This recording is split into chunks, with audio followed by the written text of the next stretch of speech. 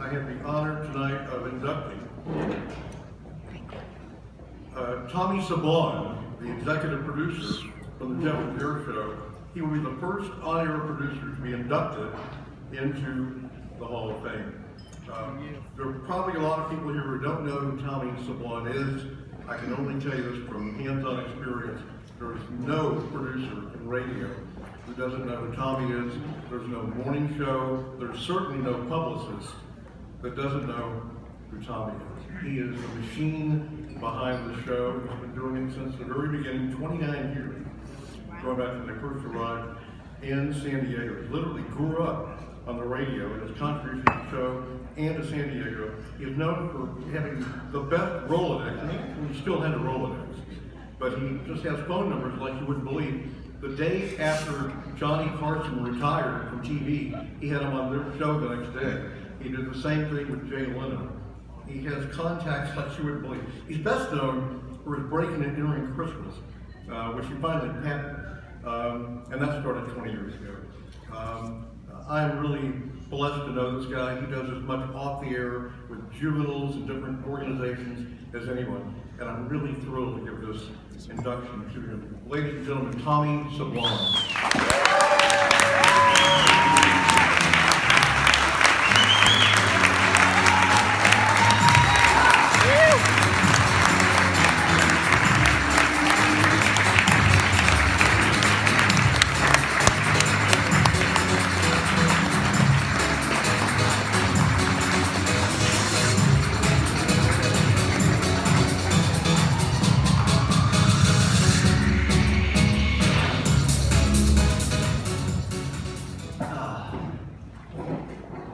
My name is Tommy Sablan, and I'm a morning radio show producer.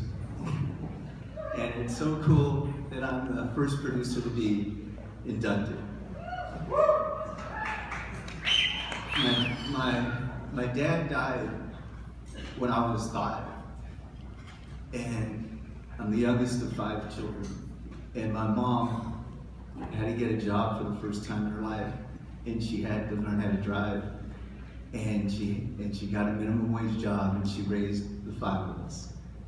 And I'm here to say thank you to radio, because I got a job in high school in radio, and it gave me an opportunity to help my mom.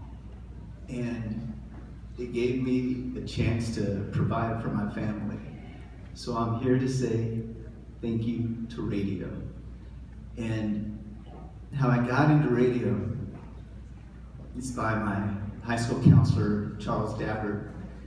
I was ditching school, and I had a guitar in my hand and Caroline Silva next to me. And I was get ditch school at lunchtime, and Mr. Dabbert said, "Tommy, since you like music, why don't you go listen to a DJ named Jonathan Lang in the cafeteria? It's career day, he's gonna talk about radio." And so I did. And I answered all his music trivia questions, and he got a kick out of me. And he invited me to a radio station in San Diego, KBS 95, the very next day while I was still in high school. And he gave me a tour. And my mom drove me up there and waited in the car while I got that tour. And I've been in radio ever since. And that was in 1982. And I want to thank Jeff and Jer. I want to thank Jerry's wife, Pam Czak, for giving me an opportunity in 1988 to be in my hometown and to produce their show. And I didn't even know what to do, but I did it. And I learned to do it, and I grew up on Jeff and Jerry, and I'm very proud. And we did a lot of good stuff in San Diego, and there's a lot of magic that was happening. You know, we do have a love affair with our listeners, and it's continuing on almost 30 years later. And I stand here today because the Jeff and Jer Showgram is a team, and I'm proud that I'm a producer and I'm on a stage for the National Radio Hall of Fame. But I stand here, you know, representing Laura Kane, Randy Hogue, Emily Griffith, who I hope one day will be standing here too. And it's so cool that sitting over there, my kids, Eddie and Vanessa, and they're my biggest fans, and I work hard for them. And I want to thank Bob Bollinger, who hired us many times. And I want to thank Tracy Johnson for teaching us so many things. And I want to thank CBS Radio, who I work for today. You know, radio gets a bum rap, kind of, but radio, in my opinion, is bigger and better than ever. You just have to understand what radio is today. It's not your car stereo anymore, it's not your alarm clock, it's everything. And the morning shows that came up when we did, the ones that understand that and embrace that and accept it will continue to win. And I want to thank Andre Fernandez, Scott Herman, Chris Olivero, Jeff Sablan, Peter Schwartz, and Chris Paddock for understanding that. And I want to thank Johnny Vega from the Complete Sheet, Wise Brother. He's helped produce our show many times with that Complete Sheet. And I want to thank Dwyer and Michaels, who are good friends of the show. They inspire us. And Lisa Mulcahy of Bidboard. She's a good friend of the show. And I want to thank the people I grew up listening to in San Diego. Shotgun Tom Kelly, who, in my opinion, should be here one day. Jim McGinnis at KGB, Bobby Rich, they've all inspired me. And I hope one day they get here. And I hope this opens the door for other great producers to be here. And I want to thank my mom and dad. I don't remember too much of my dad, but I do carry a medal that he got in the Navy in my pocket. I want to thank my sisters, Lola and Pumpkin. And I miss my brothers, Ray and Frank, who are in heaven.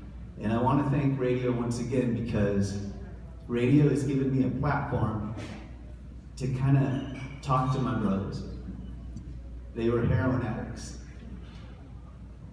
And I miss them every day. They were my heroes, they were older than me. But because of how I grew up and how I saw them, I loved them and I hated them, I loved them and I hated them, I wish I could get into a time machine and talk to them when they were younger and tell them all that I know about drugs. And maybe they would still be here today, but I can't. There's no such thing as a time machine. So what I do because of radio is I'm able to talk to kids that are locked up at juvenile hall. And I can talk to my brothers through those kids. And I tell them to do good and to make good choices in their life. Thank you to Craig Kitchen and the Hall of Fame Committee for allowing a poor kid from Chula Vista, California, to be in the National Radio Hall of Fame. Thank you.